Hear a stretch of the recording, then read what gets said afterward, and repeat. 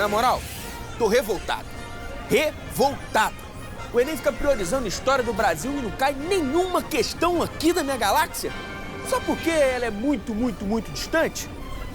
E ninguém fala do movimento jedaísta do ano de 3470, antes de Oda, claro. Quem dirá da revolução que transformou a estrela da vida em estrela da morte? E eu tenho que atravessar a galáxia para fazer cursinho lá em Tatooine? Ah, bora aí, piloto! Adianta aí! Roda a vinheta.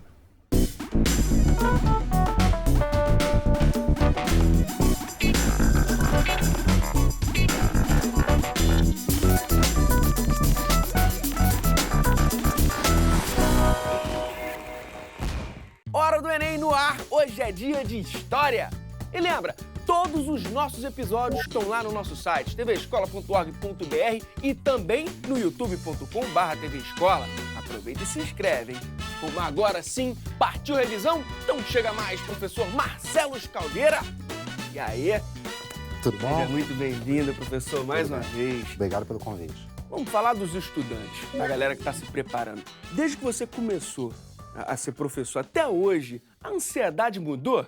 Olha, Eulândio, já comecei há bastante tempo, né? Então a ansiedade mudou um pouco, sim, porque quando eu comecei, os vestibulares eram isolados. Então, os candidatos faziam inscrições para diferentes instituições, diferentes provas com diferentes características.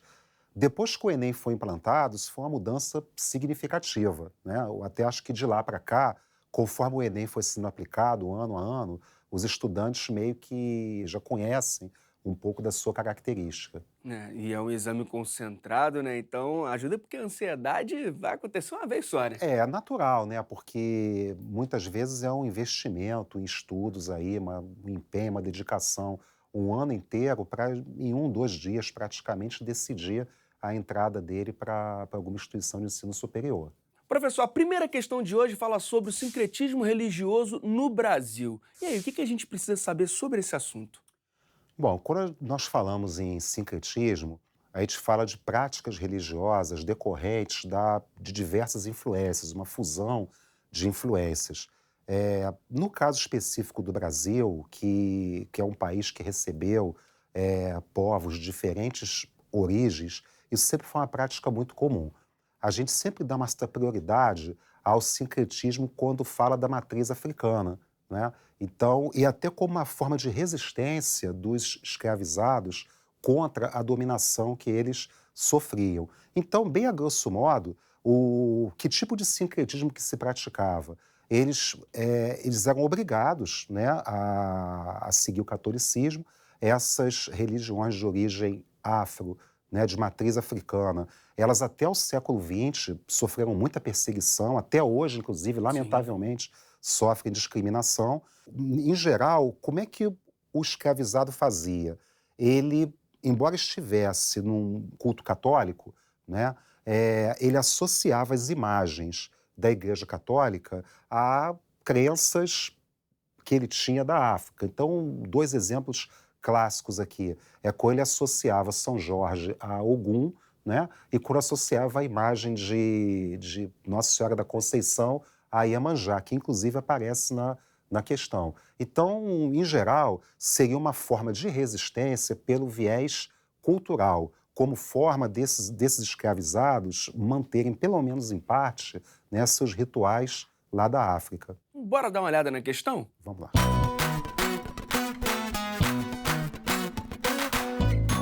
Então tá na tela a questão 34 do Enem de 2016, caderno azul, segunda aplicação. Tá contigo, professor. Bom, o texto base da questão. As convicções religiosas dos escravos eram, entretanto, colocadas a duras provas quando de sua chegada ao Novo Mundo, onde eram batizados obrigatoriamente para a salvação de sua alma. E aí um breve comentário, né? Acreditava-se que a escravidão seria um meio desse africano purificar a sua alma, né, para que ele um dia conseguisse a salvação. Havia crença, inclusive, de que o africano nem alma tinha, né? E deviam curvar-se às doutrinas religiosas de seus mestres. E Iemanjá, mãe de numerosos outros orixás, foi sincretizada com Nossa Senhora da Conceição, que é o comentário que fizemos há pouco. E Nanã Borucu era a mais idosa das divindades das águas. foi comparada a Santana, mãe da Virgem Maria. Bom, o sincretismo religioso no Brasil colônia foi uma estratégia utilizada pelos negros escravizados para... Aí a opção correta é preservar as crenças e a sua relação com o sagrado, quer dizer, preservar as suas crenças originais africanas, né, mantendo essa sua relação com o sagrado. As outras opções aí estão completamente equivocadas. Letra A, por exemplo, diz compreender o papel do sagrado para a cultura europeia. Não, porque a cultura europeia rejeitava essa crença africana.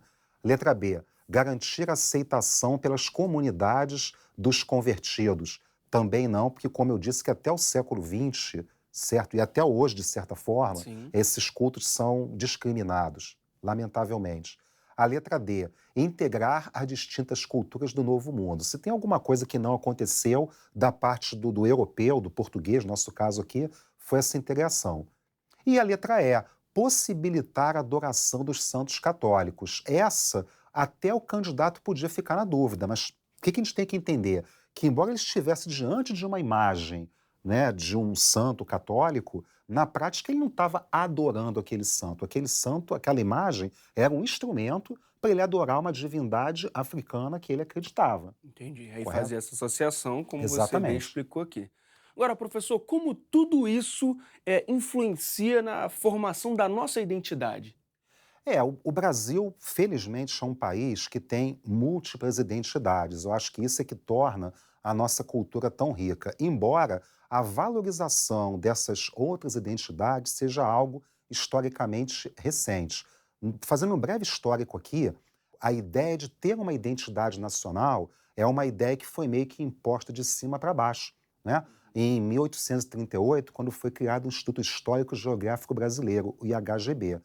O IHGB, na época, fez uma espécie de seleção, de concurso, para escolher alguém que escrevesse a história do Brasil, e quem venceu esse concurso foi um alemão, da Bavária, von Martins, um naturalista.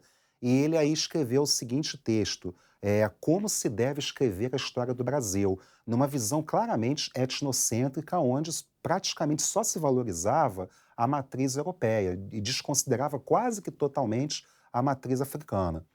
Quando entramos no século XX, na década de 1930, houve toda uma revisão e essa ideia começou a ser questionada. Autores como Sérgio Buarque, Caio Prado Júnior e até mesmo Gilberto Freire questionavam muito isso, né? É importante reforçar que até esse momento o pensamento que predominava na academia é que a miscigenação era algo ruim para nós, né? A miscigenação nos levaria à degeneração enquanto raça. E esses três autores, mesmo com matrizes teóricos diferentes, questionaram essa ideia, afirmando que a miscigenação era algo positivo para nós. Lógico que a gente pode criticar um ponto aqui, outro ali. O Gilberto Freire, por exemplo, é muito criticado por ele defender uma convivência harmônica entre as raças, né? Mas levando-se em conta que essa conclusão dele é uma conclusão hoje claramente contestada, também não se deve deixar de valorizar a ideia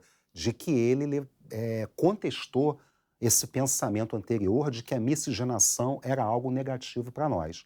E aí, felizmente, ao longo do século XX, especialmente em décadas recentes, inúmeros pesquisadores se debruçaram sobre esse tema, né, que é um tema muito rico, quer dizer, identidades são coisas que estão permanentemente em construção. Tá?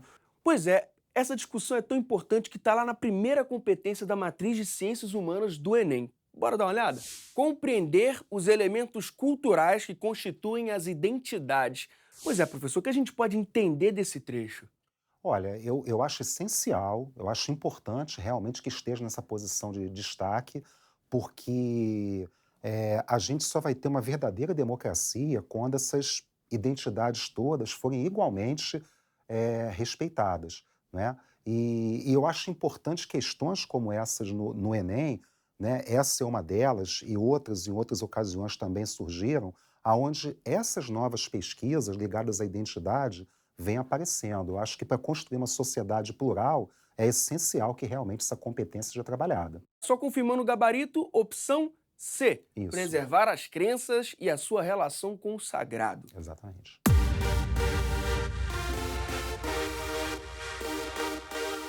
Pra galera que quer mandar bem nesse assunto, professor, onde ela pode buscar informações? O que ela deve fazer?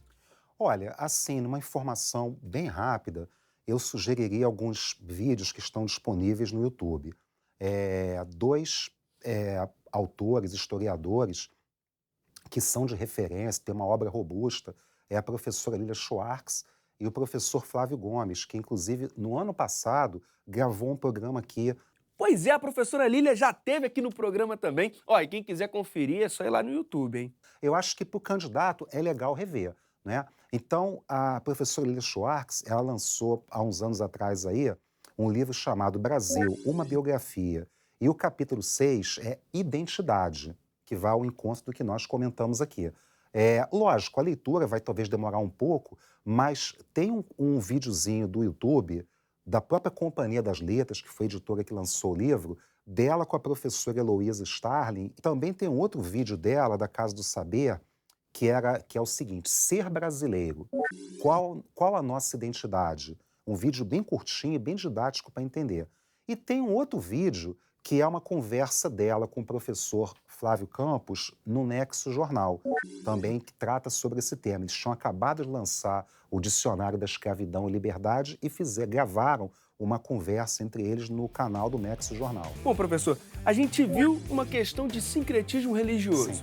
Agora a gente vai para dois assuntos super importantes: iluminismo e liberalismo.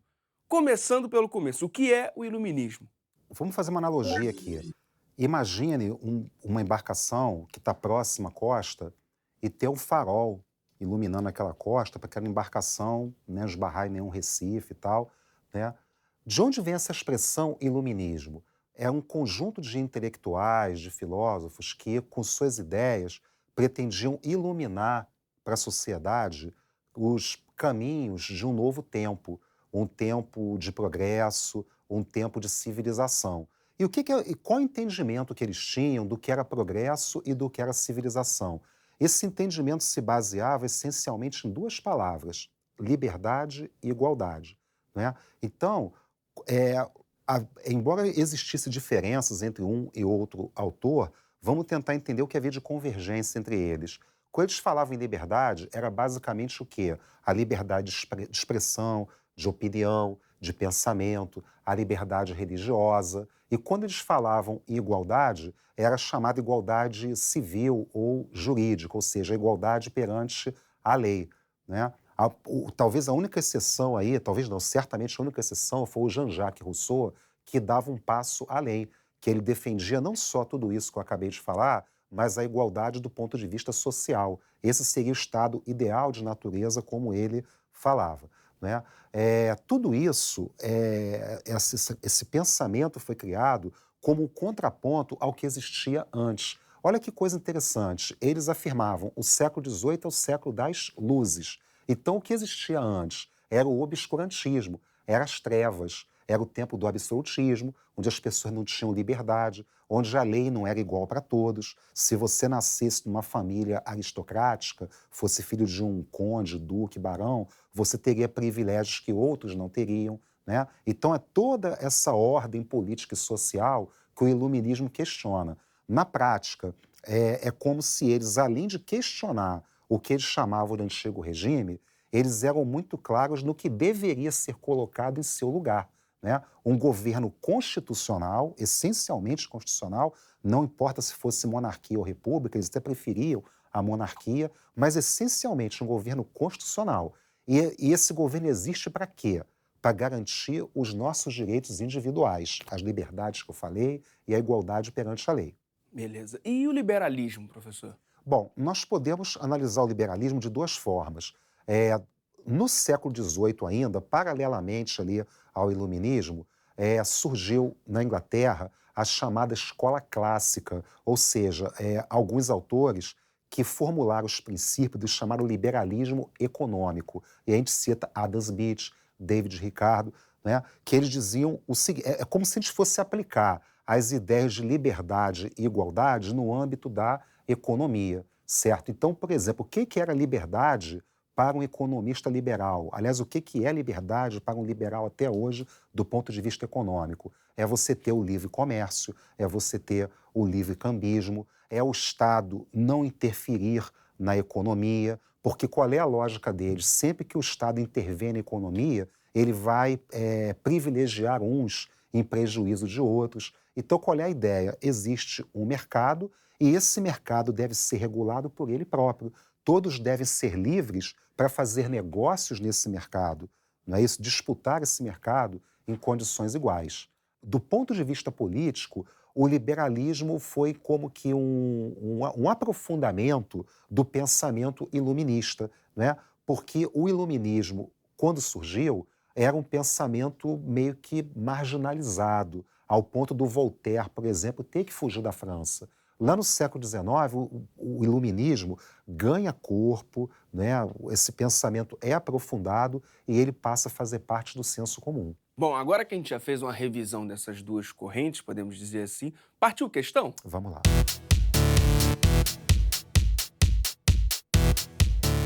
Aí, ó, questão 11 do Enem de 2012, caderno azul, primeira aplicação. Em primeiro lugar, vamos contextualizar essa questão aqui. Ela aborda a Declaração de Direitos, um documento feito em 1689, logo naquele contexto da chamada Revolução Gloriosa que aconteceu em 1688, que é a conclusão de um longo processo de revolução que houve na Inglaterra desde a década de 1640, né? Essa revolução recebeu esse nome porque não houve derramamento de sangue, né? E por quê? Porque tanto a burguesia inglesa como a maior parte da nobreza estavam insatisfeitos com o rei que estava no poder, Jaime II, que pretendia restabelecer o absolutismo e o catolicismo no país, certo? Aí o que aconteceu? A própria burguesia inglesa e uma grande parte da nobreza apoiaram a transferência do trono para o rei da Holanda, Guilherme de Orange, que era casado com a filha de Jaime II, Maria II. Só que eles, para assumirem o trono inglês, foram quase que obrigados a aceitar, quase não, foram na prática obrigados a aceitar esse documento, que de certa forma é como a Inglaterra funciona até hoje, né? Você tem lá um rei ou uma rainha hoje, né, que reina, mas na prática não governa. Quem tem o protagonismo político é o parlamento. Isso fica muito claro nesse trecho aqui desse documento, né? Olha que os 3 itens que foram separados aqui. Que é ilegal a faculdade que se atribui à autoridade real para suspender as leis ou seu cumprimento. Que é ilegal toda cobrança de impostos para a coroa sem o concurso, ou seja, sem a autorização do parlamento, sob pretexto de prerrogativa ou em época e modo diferentes dos designados por ele próprio.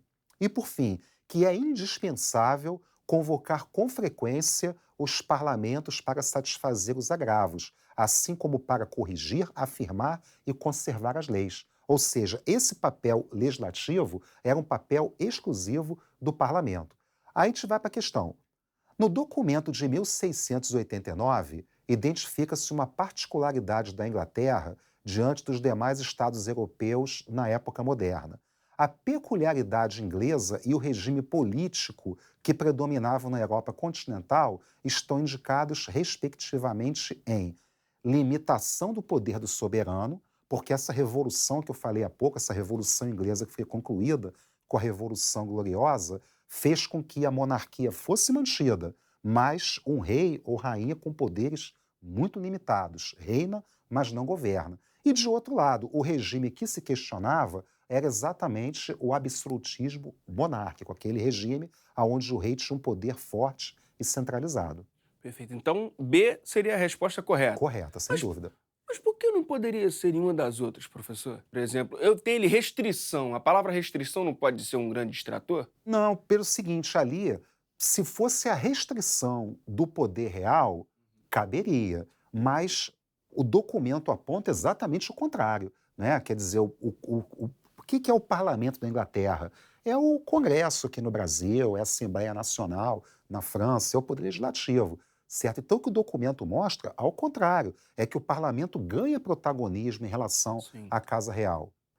Por exemplo, o item C, ampliação da dominação da nobreza. Ao contrário, quer dizer, você tinha na Inglaterra uma burguesia emergente, cada vez mais forte. E a Inglaterra não era república. A Inglaterra foi república num período muito curtinho da Revolução, quando Oliver Cromwell esteve no poder. E não era isso que estava em questão aqui nesse momento. Então, reforçando o gabarito, opção B, Sim. limitação do poder do soberano, absolutismo. Sim.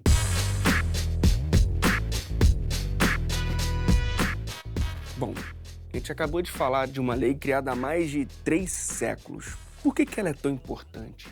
Vamos entender o seguinte, é interessante observar que a limitação do poder real na Inglaterra antecedeu exatamente em 100 anos a limitação do poder real na Revolução Francesa. Exatamente 100 anos. Né? Mas vamos olhar num contexto mais amplo.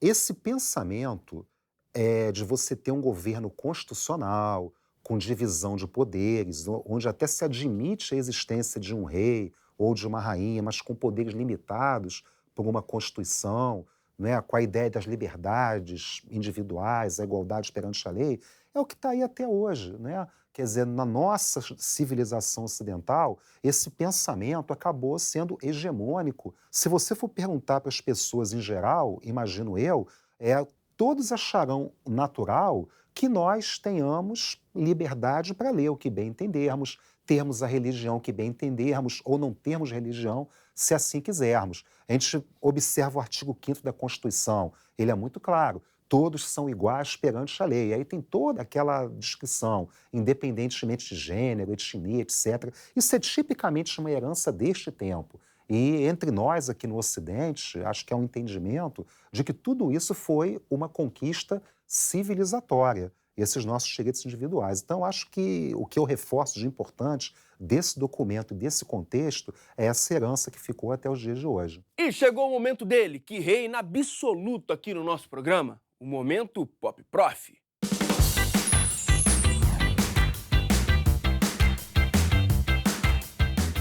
Bom, a gente sabe que o Enem gosta de interdisciplinaridade, certo?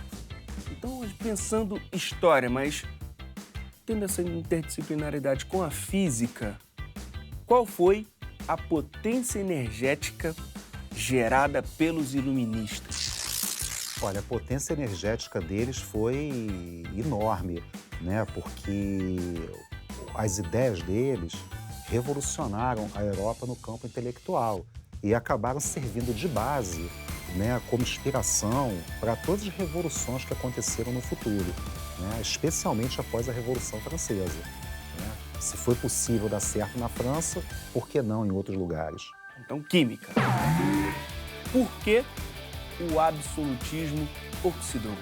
Ele foi oxidando aos poucos, conforme a burguesia e, consequentemente, o capitalismo foi se fortalecendo, a burguesia também, pouco a pouco, foi entendendo que esse regime não mais atendia aos seus interesses. E aí, no século XVIII, com a filosofia iluminista, que encontrou muito apoio, muita acolhida na burguesia, ela verá que ela tinha o caminho agora. Ela sabia muito bem o que ela pretendia destruir, porque já estava oxidando, que era o absolutismo, e o que ela pretendia colocar no lugar. Para fechar, geografia.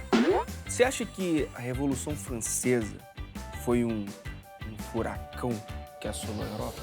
Sim, sem dúvida. Para a aristocracia, para o absolutismo, foi um furacão terrível. Porque a Revolução Francesa passou a ser um farol para todo mundo. Né? Onde as burguesias foram fazer revoluções, elas se inspiravam no modelo francês. Esse foi Marcelo Caldeira aqui no nosso Momento Pop Prof.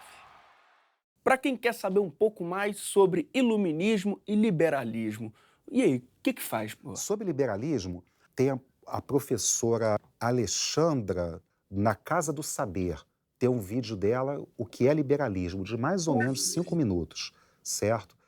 Então ela aborda o liberalismo num contexto bem amplo, né? E quem quiser entender o liberalismo do ponto de vista econômico, também na Casa do Saber tem um vídeo de um professor de economia da USP, Júlio Pires, que ele trata desse assunto também. E para iluminismo, professor? Tem um livro paradidático chamado O Iluminismo e os Reis Filósofos. Eu acho que seria uma leitura bem interessante de se fazer. Perfeito. Professor Marcelos, muito obrigado por toda a ajuda. Obrigado pelo convite mais uma vez. Isso a gente que agradece, professor. Volte sempre, hein? Obrigado. A hora do Enem de hoje tá acabando, então até a próxima.